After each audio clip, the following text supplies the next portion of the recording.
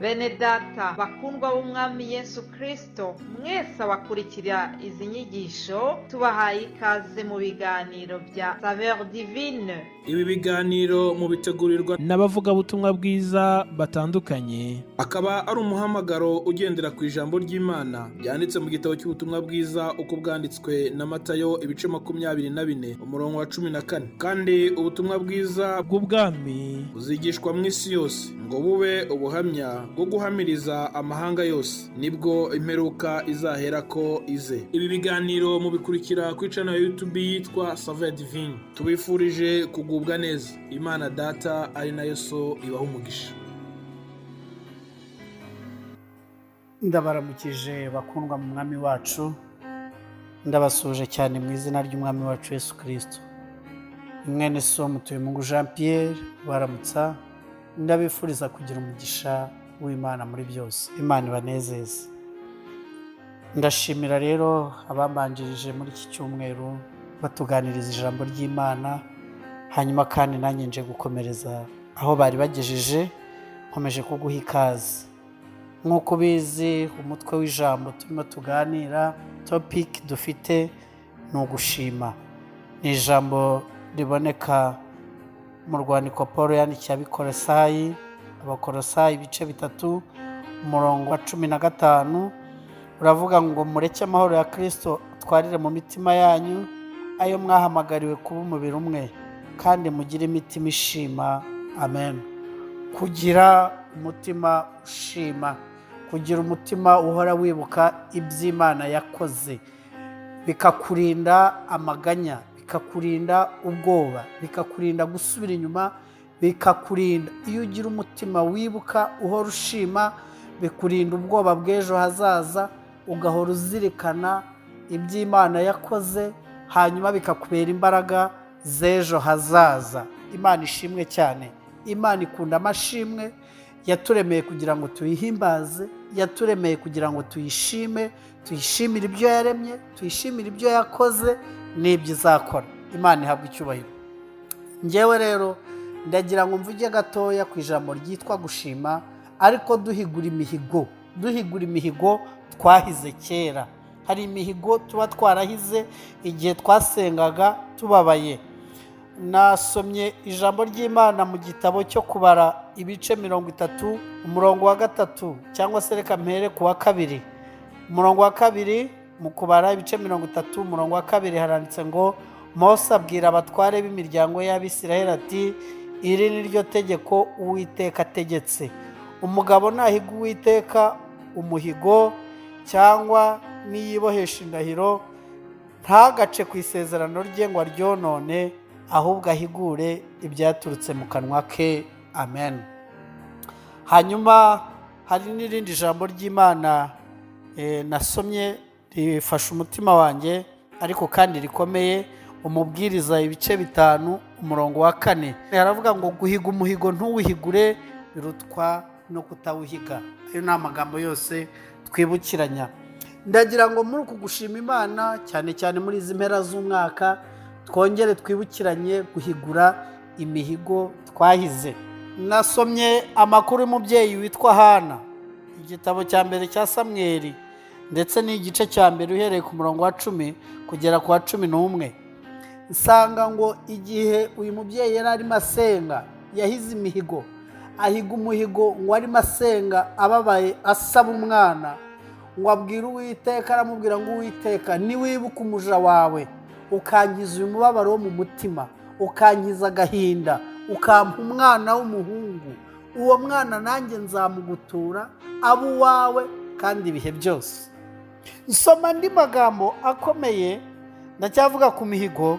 Usoma mu gitabo cy'Abacamanza ibice 11 umurongo wa 34, 11:34, Jije, Abacamanza, aho Yefta ahiga umuhigo atabaye ku rugamba, akavuga ngo ningaruka amahoro, dore ndatabaye, ningenda nkarwanura urugamba ngatabaruka, byumvikane ko rwari urugamba rukomeye, ariko ningaruka ikizasohoka mu rugo rwanjye ubwa mbere nicyo nzagutura.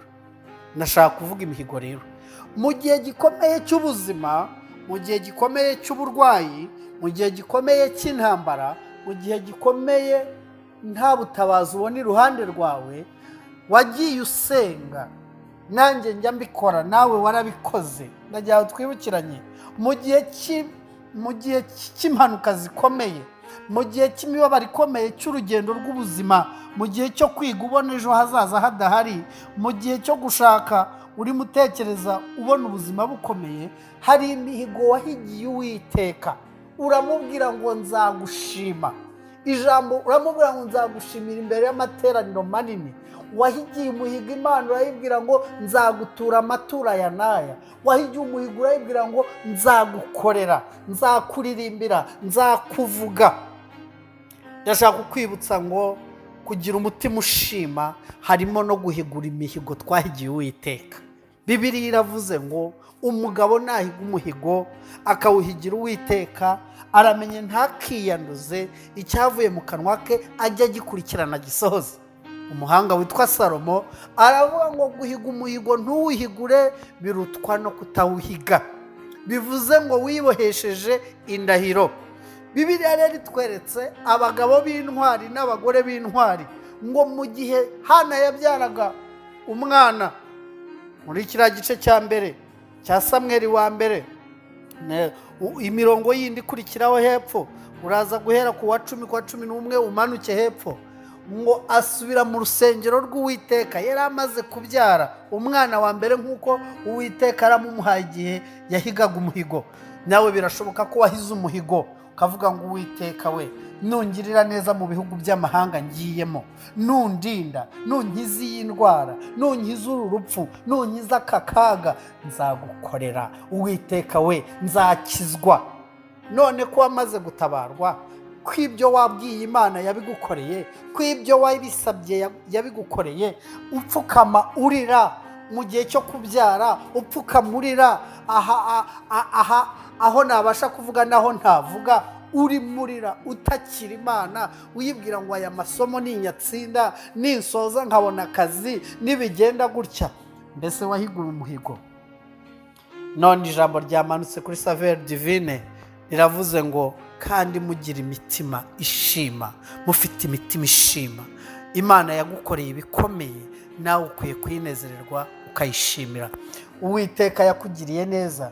Dawidi niwe uvuga ngo nibutse iminsi yanjye ya kera nkuramburira amaboko. Haleluya! Yiramburira amaboko. Hari ibintu Imana yakoze mu buzima bwawe, kandi iyo ushimye nugusaba, nukundi gusaba mu bwenge bituma Imana ikongera. Ubu uri umwana unyuzwe, ubu uri umwana werekanye ko anejejwe n'ibyo umubyeyi yakoze.